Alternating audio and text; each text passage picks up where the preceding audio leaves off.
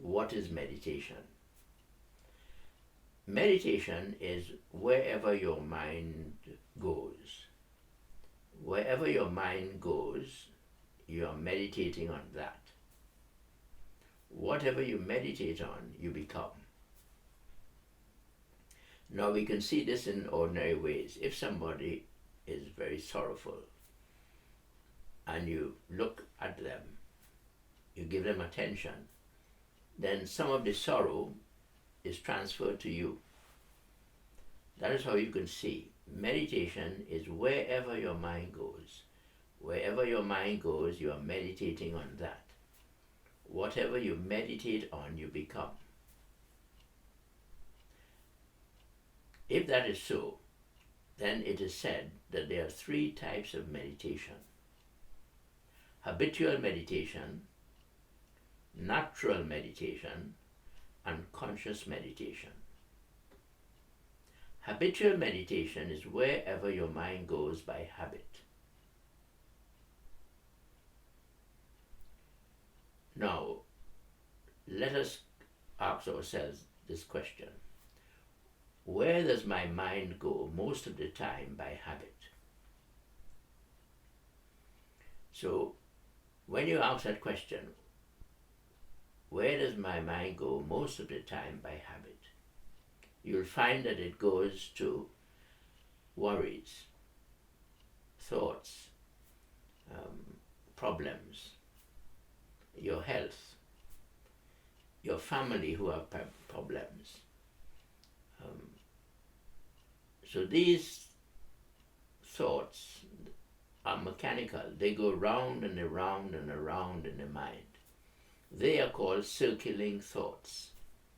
For instance, you might hear a tune 6 or 7 or 8 o'clock in the morning, and the tune goes on in the background of the mind all day. 3 o'clock and 4 o'clock and 5 o'clock, the tune is still running in the back of the mind. Round and round and round and round and round and round.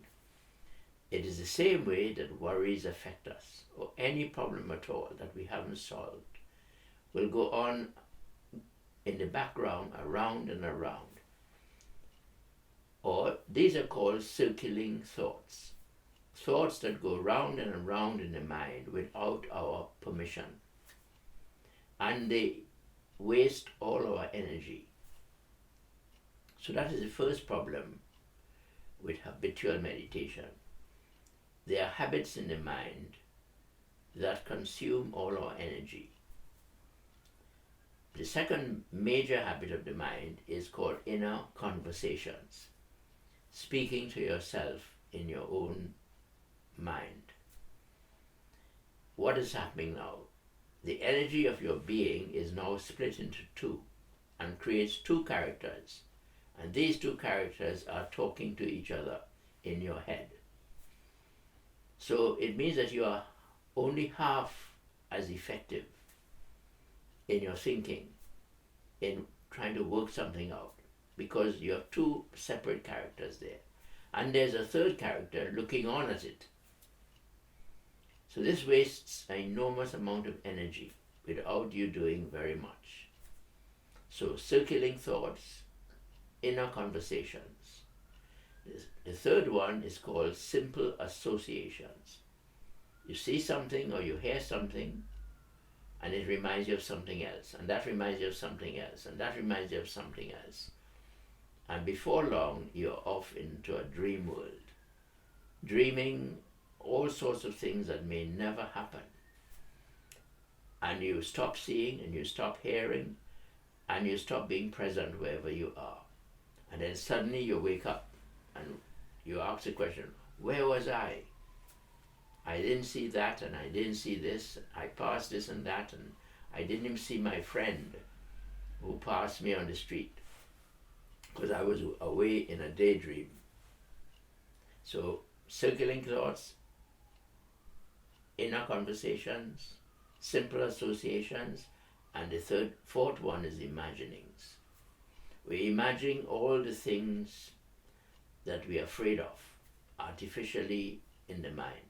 We live it out in the mind. Fears, frustrations, depressions, angers, everything. We live it in the mind artificially before it has happened. So these four wastes an enormous amount of energy in every human being. So of course we must end up tired, drained, stressed, fed up. This is the plight of every ordinary human being in everyday life. The question then is, how do we remedy it? Now, nature has prescribed what is called natural meditation.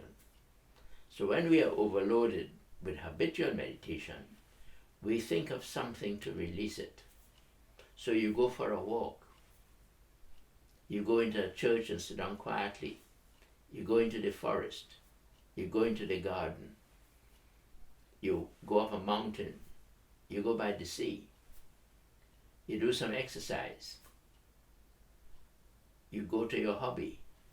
You go and speak to a friend. So anything that you do to release this habitual meditation is called natural meditation. And it is available and open to every human being.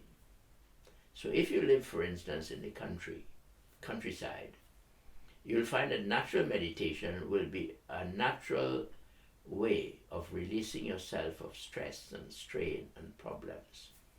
Some people even drink alcohol and take drugs, read books, do many things in order to release this tension.